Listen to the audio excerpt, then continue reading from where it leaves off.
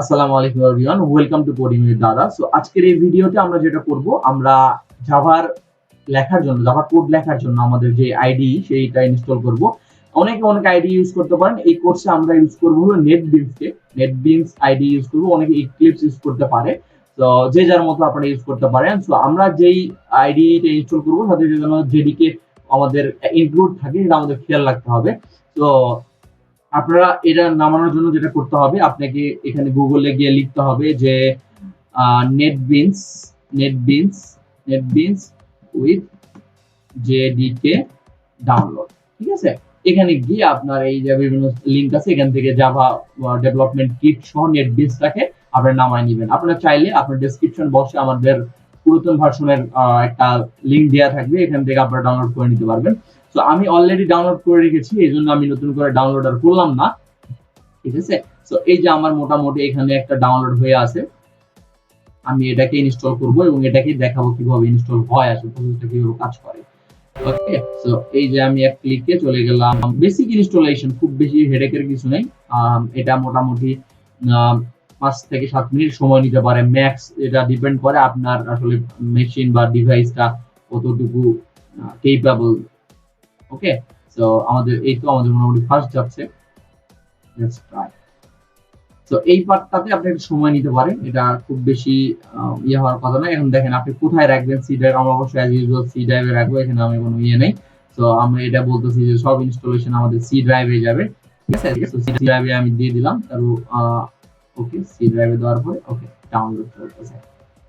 ওকে, দেখেন এটা কিন্তু আমি একটা জিনিস এর মধ্যে বলে রাখি, সেটা হলো যে আমি কিন্তু এখানে জাভা ডেভেলপমেন্ট কিট সহ, ঠিক আছে, জাভা ডেভেলপমেন্ট কিট সহ কিন্তু নেটবিনসটা ডাউনলোড করেছি।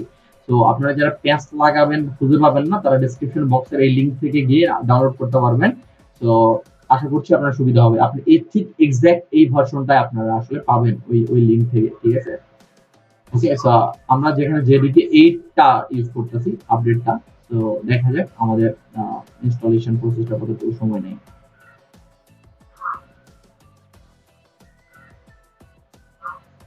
আচ্ছা, আমি একটু পজ করে দিই, এটা সময় নিতে পারে বিভিন্ন সিস্টেমের জন্য। সো আমি একটু পজ করে দিই।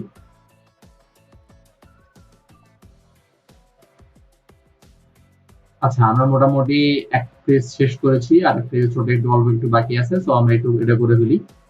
ওকে, আচ্ছা, মোটামুটি সো আমরা এই কোর্সে যেটা করবো, আমরা প্রত্যেকটা জিনিস চেষ্টা করব যে একটু রিয়েল লাইফ এক্সাম্পল সাথে বুঝা।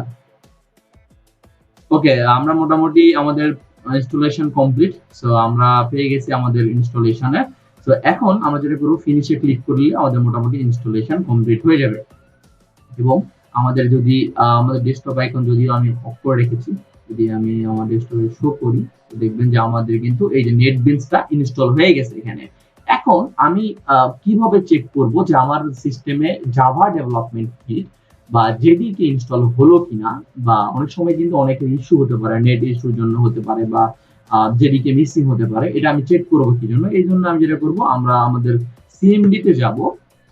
সিএমডি তে গিয়ে লিখবো জাভা। ওকে, দেখেন আমি জাভা লিখলে দেখেন কিন্তু আমি এখানে মোটামুটি জাভা টোটাল ডিটেইল যে আমার জাভা ইনস্টলেশন হয়ে গেছে, এটা আমাদের কিন্তু বুঝাই দিচ্ছে যে আমাদের পাতে জাভা চলে আসছে। অর্থাৎ আমাদের যে জাভা ডেভেলপমেন্ট কিট, এটা আমাদের সিস্টেম ইনস্টল হয়ে গেছে। We are good to go. ঠিক আছে, সো আপনারা এইভাবে আপনাদের সিস্টেমে আপনাদের এই নেটবিনসটা ইনস্টল করে নেবেন। ইনস্টল করার পরে আমরা পরবর্তী ভিডিও থেকে ইনশাআল্লাহ প্রোগ্রামিং কি এবং প্রথম প্রোগ্রামটা রান করা শুরু করব ইনশাআল্লাহ। দেখা হচ্ছে পরবর্তী ভিডিওতে। সবাই অনেক ভালো থাকবেন। আসসালামু আলাইকুম।